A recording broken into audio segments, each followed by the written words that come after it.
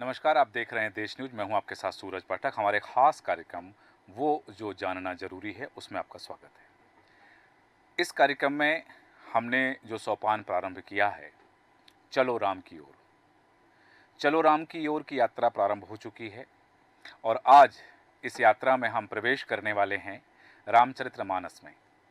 रामचरितमानस की यात्रा जहाँ से प्रारंभ होती है, हम उसी शब्द से, उसी अक्षर से और उस अक्षर की उस धातु से हम इस यात्रा में प्रवेश करने वाले हैं।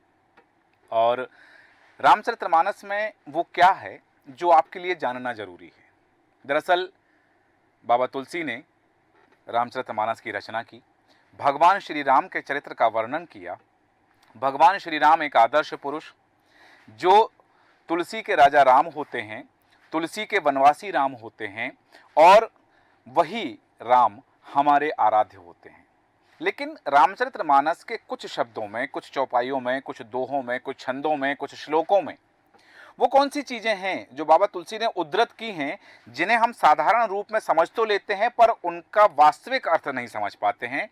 आज उसी यात्रा को हम प्रारंभ कर रहे हैं और यात्रा का आरंभ कर रहे हैं हम रामचरितमानस के प्रथम सोपान बालकांड की मंगलाचरण की उस वंदना से, जहां बाबा तुलसी लिखते हैं कि वर्णानाम अर्थ संघानाम रसानाम छंदसामपि मंगलानाम च कर्तारो वंदे वाणी विनायको।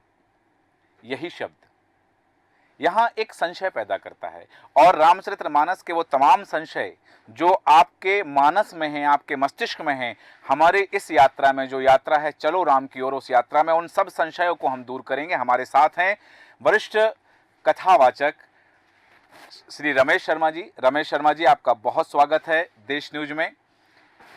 और जिस तरह से हम बात कर रहे हैं चलो राम की ओर हमारी इस यात्रा का, इसमें बाबा तुलसी ने सबसे पहले जो मंगलाचरण लिखा है, मंगलाचरण में उन्होंने लिखा है कि वर्णानाम अर्थ संघानाम रसानाम छंदसामपि, मतलब अक्षरों, अर्थ, समूहों, रसों, छंदों और मंगलों को करने वाली सरस्वती जी और गणेश जी की मैं वंदना करता हूं। हम जब भी सनातनी परंपरा है, कोई भी शुभ कार्य का आरंभ करते हैं तो सबसे पहले आदिदेव भगवान गणेश की वंदना करते हैं, उनका आराधन करते हैं, स्थापन करते हैं, पूजन और अर्चन करते हैं। बाबा तुलसी ने सबसे पहले मां सरस्वती की वंदना की है, वंदे वाणी विनायको। ये क्या आशय है कि भगवान गणपति की वंदना द्वितीय क्रम में है लेकिन मां सरस्वती की वंदना प्रथम क्रम में है। देखिए, निश्चित रूप से ये वाकई आपका प्रश्न बहुत अच्छा है। और बाबा तुलसीदास जी ने जब वंदे वाणी विनायको कहा है, उसके पहले कुछ शब्दों का उपयोग किया है। जी। उन्होंने भावार्थ का लिया है, जी। छंद का कहा है, जी। शब्द का कहा है, जी। रस का कहा है। जी। तो सरस्वती जी को हमने कहा गया है, माना गया है, वो ज्ञान की देवी हैं। तो हम कोई भी कार्य आरंभ करें, उसके पहले बहुत आवश्यक है कि हमारा ज्ञान कैसा है। जी। अगर हम कोई यात्रा भी प्रारंभ कर रहे हैं जी। तो हमको ये ज्ञान होना चाहिए, ये जानकारी होना चाहिए कि ये दिशा कहाँ जा रही है। कोई संकल्प कर रहे हैं, कोई यज्ञ कर रहे हैं, मान लीजिए किसी पुस्तक की रचना कर रहे हैं, किसी ग्रंथ की रचना कर रहे हैं, तो उस ग्रंथ की रचना के लिए हमें सबसे पहले क्रम पर जो होना चाहिए वो ज्ञान होना चाहिए। और फिर ज्ञान भी कैसा हो, ज्ञान भी हो तो उचित ज्ञान हो। ये ठीक उसी प्रकार जैसे इसमें जो आपने श्लोक पढ़ा मंगलाचरण का, उसमें एक रस शब्द भी आया है। तो रस हिंदी साहित्य में अगर देखेंगे तो 9 प्रकार के रस होते हैं। एक क्रोध भी एक रस होता है, वात्सल्य भी एक रस होता है, भय भी एक रस होता है। तो कहने का अर्थ ये है, ये आपको ज्ञान होना चाहिए कि विषय क्या है, जो विषय है उसकी प्रस्तुति कैसी हो, उसमें शब्द, उसमें अक्षर किस प्रकार उपयोग किए जाएं। मान लीजिए कोई श्रृंगार की बात है और उसमें आप भय वाले शब्द, डर वाले शब्द, आप क्रोध वाले शब्द उपयोग कर लें, क्योंकि क्रोध भी एक रस होता है। और क्रोध की बात में मीठे शब्द उपयोग करें। तो ये जो ज्ञान है, ये सबसे पहले व्यक्ति को ज्ञान ही होना चाहिए। और फिर उन्होंने दूसरे क्रम पर गणपति जी की वंदना की है। सामान्यतः हम गणपति जी की जब भी कोई भी कार्यक्रम करते हैं तो जी। गणपति जी का पूजन पहले करते हैं। जी। अब गणपति जी देवता किस बात के हैं? हाँ। गणपति जी को विघ्न विनाशक माना गया है। तो सबसे पहले जो हम कार्य आरंभ करने वाले हैं उसका हमको ज्ञान हो, और दूसरा हम उस ज्ञान के बाद वो वातावरण बनाएं जी। जिस वातावरण में जो हम काम कर रहे हैं उसका किसी प्रकार भी बाधा ना हो। ऋग्वेद में आया है कि यज्ञ के लिए हमको अविरोध की स्थिति पहले बनाना चाहिए, बाद में यज्ञ आरंभ करना चाहिए। अविरोध की स्थिति कब होगी? जब विघ्नों का पूर्ण तरीके से नाश हो जाएगा। या तो जो लोग विरोधी हैं उनका आप शमन कर दीजिए, समर्थक हैं उनको अनुकूल बना लीजिए, अपने साथ रखिए। समन्वय का जो मार्ग गणपति जी का है, वो विरोध को समाप्त करने का जो मार्ग गणपति जी का है, वो सबसे अलग मार्ग है। एक छोटा सा उदाहरण गणपति जी का मैं देना चाहता हूँ कि वो शिव परिवार है। वो शिव परिवार के समन्वयक माने जाते हैं गणपति जी। अब पार्वती जी का वाहन जो है वो सिंह है, और शिव जी का वाहन जो है वो नंदी है। अगर हम सामान्य जीवन में, आज के जीवन में देखते हैं तो सिंह जो है वो बैल को खा सकता है। कुमार कार्तिकेय का जो वाहन है वो मयूर है। भगवान शिव के जो श्रृंगार हैं वो नाग है। मयूर जो है वो नाग को खा सकता है। खुद उनका अपना आसन जो है वो मूषक है। तो कहने का अर्थ जो है, विषमता के बीच में भी एक परिवार का समन्वय स्थापित करना, ये गणेश जी के व्यक्तित्व का संकेत है, जो उनके अंगों का भी हमको वर्णन करता है। कान लंबे क्यों हैं, पेट बड़ा क्यों है। तो कहने का अर्थ जो है, आपको गंभीर रखना है, सारी बात पेट में रखना है, दूर तक की आप सुन सकें। नाक लंबी इसलिए है कि कहाँ पर क्या चल रहा है, विरोध की स्थिति क्या है, षड्यंत्र कहाँ चल रहा है, उसको आप सूंघ लें। तो हम कोई भी हमारा कार्य कब सफल होगा? एक नंबर पर ज्ञान हो, और दूसरे नंबर पर विघ्न देने वाले जितने भी चीज हो सकती हैं उनको आप दूर से सोच लें और उनका शमन कर लें, उसके बाद कार्य आरंभ करें। ये जो है पहला जो मंगलाचरण का पहला श्लोक है कि वंदे वाणी विनायको, उसका संदेश सामान्य जन को बाबा तुलसीदास ने यही दिया है। बिल्कुल। यहाँ एक बात और आती है कि जैसे मंगलाचरण के दूसरे श्लोक को हम देखते हैं तो उसमें बाबा तुलसी लिखते हैं कि भवानी शंकरो वंदे श्रद्धा विश्वास रूपिणो याभ्याम विना न पश्यन्ति सिद्धा स्वांतः समीश्वरम, कि श्रद्धा और विश्वास के स्वरूप श्री पार्वती जी और श्री शंकर जी की वंदना करता हूँ, जिनके बिना सिद्धजन अपने अंतःकरण में स्थित ईश्वर को नहीं देख सकते। तो जैसा कि हमने पहले श्लोक में देखा कि उन्होंने पहले सरस्वती जी की आराधना की है, बाद में भगवान गणपति की है। दूसरे श्लोक में लिखते हैं कि भवानी शंकरो वंदे, मतलब यहाँ पर भी उन्होंने नारी शक्ति को प्राथमिकता दी है। पार्वती जी की पहले वंदना की है, शंकर जी की वंदना बाद में की है, क्योंकि जब भी हम देवताओं का नाम लेते हैं तो लक्ष्मी नारायण मतलब लक्ष्मी जी पहले आती हैं। राधा कृष्ण कहते हैं तो राधा जी पहले आती हैं। हम सीताराम कहते हैं तो सीता जी पहले आती हैं। यहाँ शिव पार्वती जब हम कहते हैं तो शिव जी पहले आते हैं और पार्वती जी का नाम बाद में आता है। लेकिन बाबा तुलसी की वंदना में आता है कि भवानी शंकरो वंदे, उन्होंने यहाँ पहले पार्वती जी की प्रार्थना की है। तो नारी शक्ति की उपादेयता और नारी शक्ति का सार्वग्राह जो उन्होंने स्वीकार किया है, ये क्या संदेश देता है? देखिए, स्वाभाविक रूप से दो ये बातें हुई हैं। एक तो शिव जी से पहले पार्वती जी का नाम लेना, और उसके बाद मानस की जो आप आगे के मंगलाचरण भी देखेंगे जिसकी हम चर्चा करेंगे, उसमें भी उन्होंने नारी का ही नाम लिया है।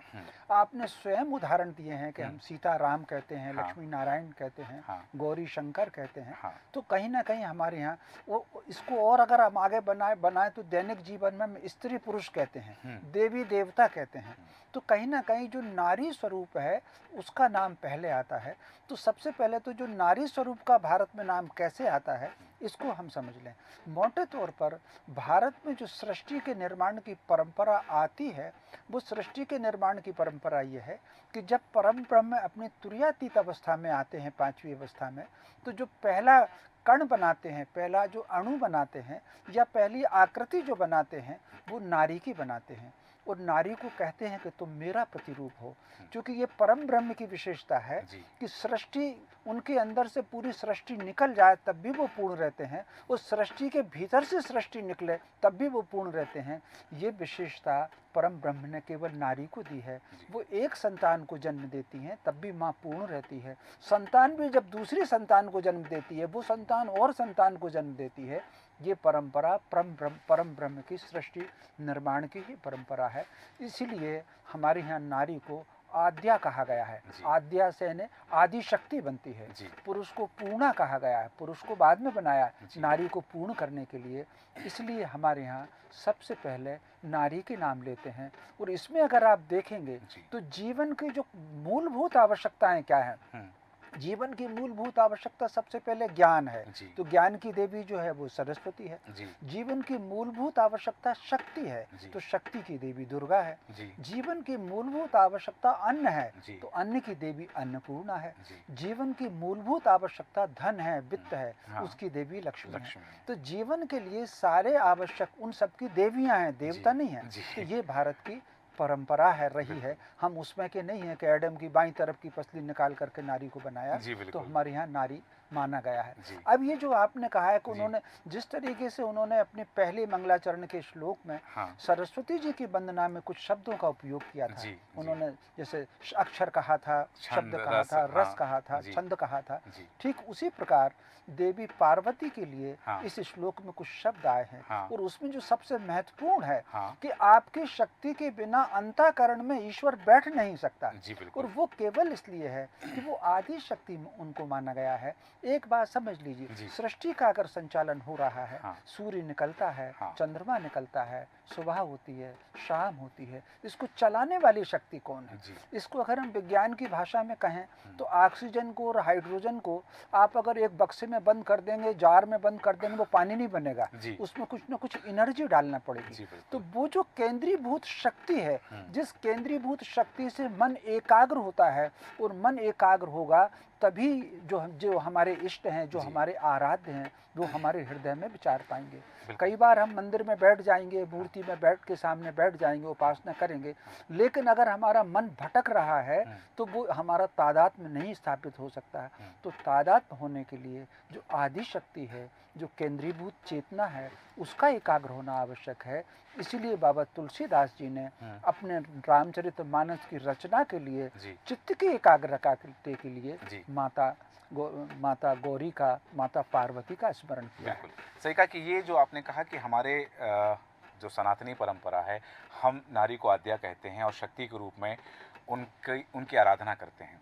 यहाँ एक बात और आ जाती है कि जिस तरह से बाबा तुलसी ने मंगलाचरण में बहुत सारी बातें लिखी हैं, और यहाँ एक श्लोक और आता है भावार्थ में, क्योंकि उस भावार्थ में जहाँ हम ये देखते हैं कि वो सभी की वंदना कर रहे हैं, लेकिन यहाँ बाबा तुलसी के आराध्य राम हैं, राम जी का चरित्र लिख रहे हैं, लेकिन राम जी की जब वो वंदना करते हैं उससे पहले वो लिखते हैं कि उद्भव स्थिति संहार कारणिम क्लेशहारणिम सर्वशेष करीम सीताम न तो हम राम वल्लभाम। मतलब उत्पत्ति की, स्थिति मतलब जो पालन करता है, और संहार करने वाली, क्लेशों को हरने वाली और संपूर्ण कल्याणों को करने वाली श्री रामचंद्र जी की प्रियतमा श्री सीता जी को नमस्कार करता हूँ। इससे पहले राम जी को प्रणाम नहीं किया है उन्होंने। तो इसका आशय, क्योंकि जैसे कि हम जानते हैं कि बाबा तुलसी के जो आराध्य हैं, हम बात करते हैं तुलसी के राम की, कि तुलसी के राम राजा हैं, तुलसी के राम वनवासी हैं, तो राम जी को प्रणाम करने से पहले, राम जी की वंदना से पहले यहाँ उद्भव स्थिति संहार कारणिम क्लेशहारणिम सर्वश्रेष्ठ करीम सीताम न तो हम राम वल्लभाम।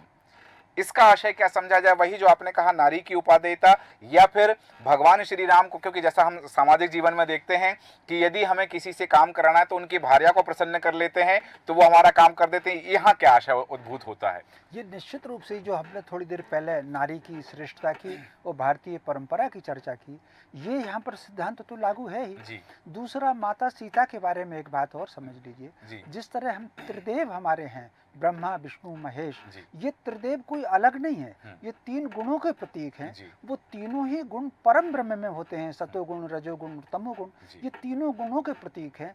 इन गुणों को समझने के लिए हमने अलग अलग स्वरूप की कल्पना की है। जी। तो ठीक उसी प्रकार जो आदि शक्ति है, वो आदि शक्ति भी गुणों के अनुरूप तीन उसके स्वरूप होते हैं। जी। तो हमने वो तीन स्वरूपों में उनको केवल उनके गुण को समझने के लिए जी। दुर्गा, लक्ष्मी और सरस्वती जी। उनको माना है। ये तीनों अलग अलग नहीं है, हाँ। ये तीनों आदि शक्ति ही है। हाँ। हाँ। जो केवल चूँकि हमारी समझ कम है, हम तीनों गुणों को एक साथ नहीं समझ सकते, हम अलग-अलग स्वरूपों में, अलग-अलग धाराओं में ही उनको समझेंगे। इसलिए हमारे पूर्वजों ने, ऋषियों ने ये कल्पना तीनों की अलग-अलग की है।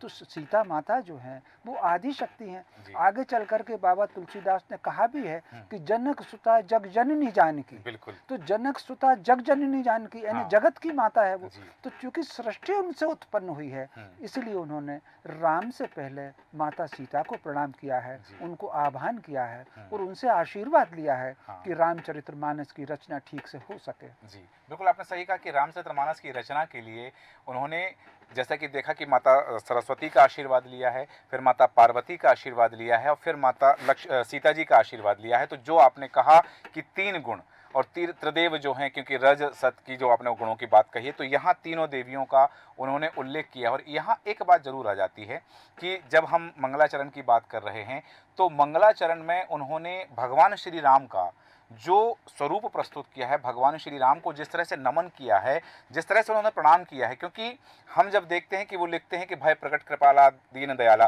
तो वहाँ वो भगवान श्री राम का अलग रूप परिवर्तित करते हैं, वहाँ चरितार्थ करते हैं।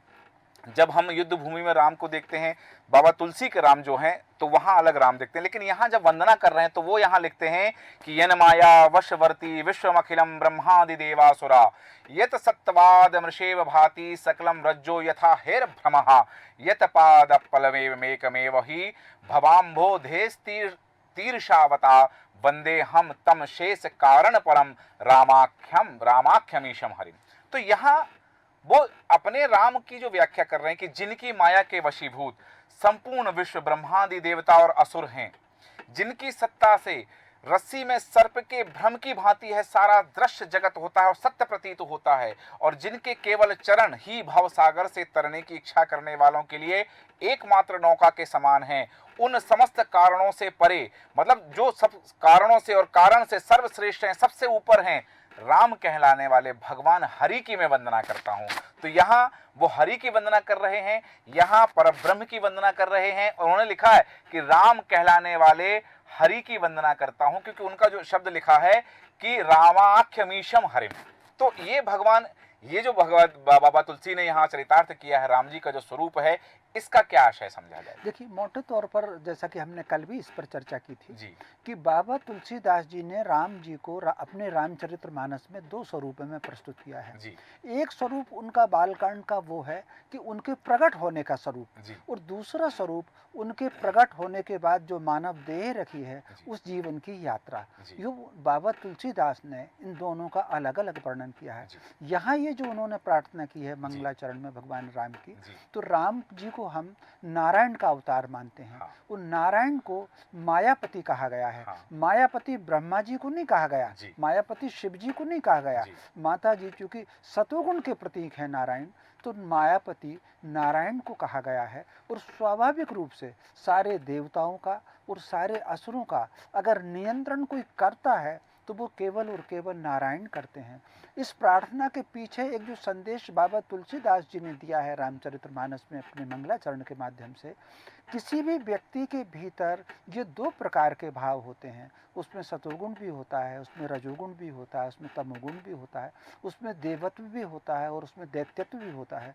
इस प्रार्थना के माध्यम से राम जी की जो आराधना की है, उसमें जो बाबा तुलसीदास ने ये संदेश भी किया है कि उनके भीतर जो रामत्व है, उनके भीतर वो रामत्व जो है वो स्थापित हो, और रामत्व अगर स्थापित होगा तो ये कार्य बहुत सफल होगा। तो इस श्लोक के माध्यम से, इस मंगलाचरण के माध्यम से, वो जो नारायण हरि हैं, जिनको हम नारायण हरि, शिव जी को हरि नहीं कहते, शिव जी को हर कहते हैं, नारायण को ही हरि कहते हैं। तो चूंकि वो नारायण की, राम जी के माध्यम से नारायण की उपासना करना चाहते हैं, तो फिर उन्होंने नारायण में ही परम ब्रह्म को देखा है। वो परम ब्रह्म के अंश तो है ही। जैसा कि हमने कल भी चर्चा की थी, राम शब्द अगर आप देखेंगे तो रसातल का प्रतीक है, यानी वो शून्य की स्थिति, जब सृष्टि का निर्माण नहीं है, सारा का सारा जल इसमें भरा हुआ है, और फिर उसमें आकार लगता है, फिर जल कम होकर के जीवन का अंकुरण होता है, और फिर उसमें जो ओंकार का नाद है, जिसको हम कहते हैं, जो शब्द के आखिर में संस्कृत में लगता है, तो जब राम वो नाद का प्रतीक माँ शब्द लगता है जी। तब वो राम बनता है, वो बिल्कुल। सृष्टि के निर्माण का प्रतीक है। तो बाबा तुलसीदास निराकार से लेकर के आकार तक की उनकी जी। इस प्रार्थना में जी। निराकार से लेकर के आकार तक की अभ्यर्थना है इसमें। बिल्कुल, आपने उचित कहा कि बाबा तुलसी ने अपने राम को जिस तरह से उद्धृत किया है कि वो परब्रह्म इस सृष्टि के नायक हैं और संपूर्ण सृष्टि के संचालक हैं। हालाँकि मंगलाचरण पर और भी बहुत सारी बातें उन्होंने लिखी कि जहीं सुमरत सिद्धि होए, गणनायक करिवरविदम, वहाँ गणेश जी की वंदना ही वो करते हैं और उसके बाद में वो लिखते हैं कि मूक हो ही बाचाल पंगु चढ़हि गिरिवर गहन जासु कृपासु दयाल द्रवहु सकल कलिमर्दन। बहुत सारी चीज़ें उन्होंने जो लिखी हैं मंगलाचरण में। यहाँ एक बात ज़रूरी आ जाती है कि मंगलाचरण में सभी देवियों की, देवताओं की उन्होंने आराधना की है और उसके बाद में जो प्रथम वंदना आती है, जहाँ से हम वंदना की प्रारंभ करें, क्योंकि मंगलाचरण के बाद वंदना प्रारंभ होती है और बाबा तुलसी ने सभी की वंदना की है। क्रमशः अपनी इस यात्रा में जो चलो राम की ओर की हमारी यात्रा है, हम सभी की वंदना का आशा और अभिप्राय आपको बताएंगे। लेकिन यहाँ बात आती है, कहते हैं कि गुरु ब्रह्मा गुरु विष्णु गुरु देवो महेश्वरा गुरु साक्षात परब्रह्म तस्मै श्री गुरुवे नमः। बाबा तुलसी ने गुरु की जो वंदना, जहाँ मंगलाचरण के ठीक बाद जो गुरु की वंदना की है कि वंदहु गुरु पद कंज कृपा सिंधु नर रूप हरि महामोह तम पुंज जासु बचन रवि करने कर। यहाँ एक बात जरूर आती है श्रीमन कि जब हम देखते हैं कि वंदहु गुरुपद कंज कृपा सिंधु नर रूप हरि, तो यहाँ बाबा तुलसी अपने गुरु का नाम लेकर उनकी वंदना कर रहे हैं। गुरु, क्योंकि उनके जो गुरुदेव थे तो वो नर रूप हरि, मतलब नरसिंह जो उनके स्वामी जी थे, उनके गुरुदेव जो थे बाबा तुलसी के, तो उनकी नाम लेकर यहाँ वंदना कर रहे हैं और अपनी वंदना में उन्होंने गुरु के महत्व को जो प्रदर्शित किया वो क्या परिलक्षित करता है? देखिए, मोटे तौर पर ये जो चौपाई यात्रा आ जी। रही है, जी। इस चौपाई को हम दो प्रकार से देख सकते हैं। जी। बाबा तुलसीदास जी की पूरे रामचरितमानस में सारी चौपाइयाँ जी। कहीं ना कहीं दो संदेश देती हैं। जी। इसमें उन्होंने अपने गुरु का तो नाम लिया ही है, हाँ। लेकिन गुरु के साथ साथ जो जन सामान्य को संदेश दिया है वो जी। बहुत अलग है। जी। एक तो है, इसमें शब्द आया है जैसे आपने कहा जी। तम पुंज, जी। और बिल्कुल। दूसरा आया है महामोय। जी। ये जो दो शब्द आए हैं, हाँ। इन दो शब्द पर आप गौर करिए। एक व्यक्ति होता है जो आपको मार्ग दिखाता है। आप मोह में फंसे होने का अर्थ क्या है? मोह में फंसे होने का अर्थ होता है कि आप सही मार्ग पर नहीं चल रहे, कहीं ना कहीं आप उलझे हुए हैं, आप दूर नहीं देख पा रहे। जिस प्रकार हम अंधेरे में दूर तक नहीं देख पाते, यहाँ अगर आप देखें तो बाबा तुलसीदास जी ने महामोह को तम पुंज से तुलना की है। जी। तम पुंज यानी घोर अंधकार। तो जी। अंधकार में हम दूर नहीं देख पाते। ठीक उसी प्रकार जब हम मोह के वशीभूत होते हैं तो सत्य को नहीं समझ पाते। तो जो गुरु होते हैं वो हमको उस अज्ञान का अंधेरा, अंधकार को और अज्ञान को दोनों को एक रूप में माना गया है। हाँ। ऋग्वेद में अगर आप देखेंगे तो वहाँ कई स्थानों पर अज्ञान के लिए अंधकार शब्द का उपयोग हुआ है। तो यहाँ जो तम पुंज है, तम पुंज अज्ञान के लिए आया है। और अज्ञान हमको कब होता है? अज्ञान जब हम मोहग्रस्त हो जाते हैं तब हमको अज्ञान होता है। तो उस अज्ञानता से मुक्त करके हमको जो सही मार्ग दिखाएंगे वो हमारे गुरु ही दिखाएंगे। और उस तरीके से उन्होंने उनके चरणों में नमन किया है। और कहीं ना कहीं ये उन्होंने कहा है कि जिस प्रकार ईश्वर आकर के उनको मार्ग दिखाते हैं, ये ईश्वर आकर के जो मार्ग दिखाते हैं, जो सहायता करते हैं, इसके पूरे ग्रंथों में हमको कई उदाहरण मिलते हैं। गजोग्राह का उदाहरण देख लें, बहुत से ऐसे उदाहरण मिलते हैं। कृष्ण जी ने जो अर्जुन को संकेत किया है, और उदाहरण पूरी श्रीमद् भागवत देखेंगे तो उसमें करीब 20 ऐसी कथाएं आती हैं जब भगवान ने स्वयं आकर मार्गदर्शन किया है। तो उनको बाबा तुलसीदास जी ने ये किया है। क्योंकि बाबा तुलसीदास जी का आरंभिक जीवन देखेंगे तो वो मोह में ग्रसित थे, अपनी पत्नी को बहुत प्रेम करते थे। तो कहीं ना कहीं वो महामोह के अंधकार में उनका मानना है कि ईश्वर ने ही उनको रास्ता दिखाया है।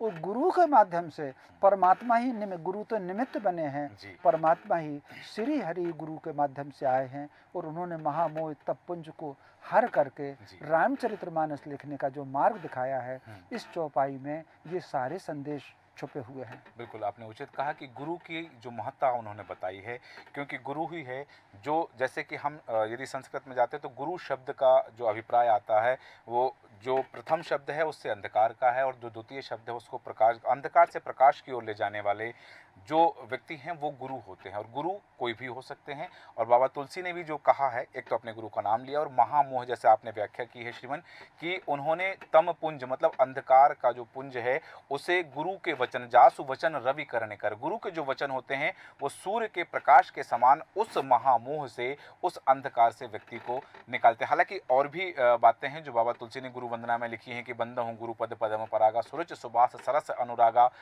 और भी चौपाइयाँ हैं, सोठा हैं, दोहा जो उन्होंने अपने गुरु की वंदना में लिखे हैं। और एक बात यहाँ जरूर याद है कि जो उन्होंने लिखा है कि सुकृति शंभु तन विमल विभूति, मंजुल मंगल मोद प्रसूति, जन मन मंजु मुकुर मल हरणी, किए तिलक गुणगन वस करनी। हालांकि आपकी ओजपूर्ण वाणी और जिस तरह से आप व्याख्या कर रहे हैं कि वो आज के समाज में क्या संदेश दे रही हैं ये चौपाइयाँ, इन चौपाइयों के अर्थ हम निरंतर चाह रहे हैं कि ये क्रम बना रहे, किंतु समय की सीमा है। तो आज कि इस यात्रा को हम यहाँ विराम करेंगे। कल फिर बाबा तुलसी की रामचरितमानस में और क्या चीज़ें हैं मंगलाचरण वंदना के साथ साथ जिससे हमें प्रेरणा लेनी चाहिए और वर्तमान समाज में वो क्या सीख दे रही हैं, सामाजिक समरसता का संदेश कैसे देती हैं, क्योंकि राजनीति भी है, युद्ध नीति भी है और सारी नीतियों का समावेश रामचरितमानस की प्रत्येक चौपाई के एक अक्षर में उन्होंने किया है। तो श्रीमन कल फिर हम चाहेंगे कि हमारे दर्शकों को रामचरितमानस के मंगलाचरण और वंदना की और अगले क्रम की वर्तमान समय में उपादेयता आप बताएं। बहुत बहुत धन्यवाद आपका। और जिस तरह से बात कर रहे हैं चलो राम की ओर, बाबा तुलसी की रामचरितमानस, जैसा कि कल बताया था श्रीमन हमारे कथावाचक रमेश शर्मा जी जो थे कि बाबा तुलसी की रामचरितमानस को ही इतनी उपादेयता क्यों मिली है, क्योंकि वह आज भी उपयुक्त है।